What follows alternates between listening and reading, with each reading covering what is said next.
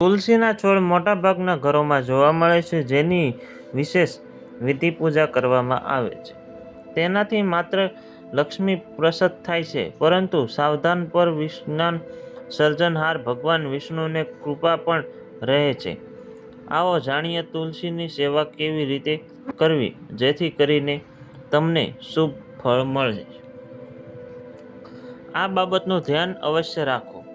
સૌથી પહેલાં તો એ વાતનું ધ્યાન રાખવું જોઈએ કે ભૂલથી પણ રવિવાર અને એકાદશીના દિવસે તુલસીનું પાણી આપવું જોઈએ અને તો તુલસીના પાન તોડવા જોઈએ. કારણ કે ધાર્મિક માન્યતાઓ અનુસાર તુલસીજી આ તીર્થો પર ભગવાન વિષ્ણુ માટે વ્રત રાખે છે. સમયાંતર તુલસીના પાન તોડીને અલગ કરવા જોઈએ.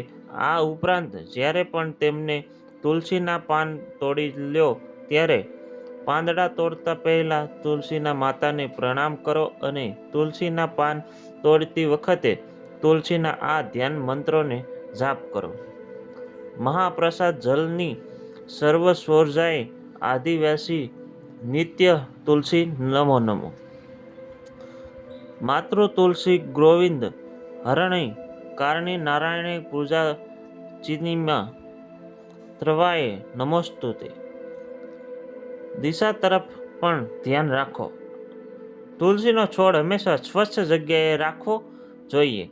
વાસ્તુશાસ્ત્રમાં તુલસીનો છોડ રાખવા માટે પૂર્વ દિશામાં શ્રેષ્ઠ માનવામાં આવે છે. પૂર્વ દિશાનો સકારાત્મક દિનો માનવામાં આવે છે. આ વાસ્તુ પણ ધ્યાન રાખો કે તુલસીને હંમેશા સ્વસ્થ અને સૂર્ય પહેલા જ ચડાવવું જોઈએ. આવી છે અને તમે પ્રસારિત કરવામાં આવી છે. આ મારો હેતુ માત્ર માહિતીપૂર્વક પડાવવાનો છે. આની પુષ્ટિ નહીં કરે તો માટે કોઈની નિર્ણય માંગવામાં આવશે નહીં.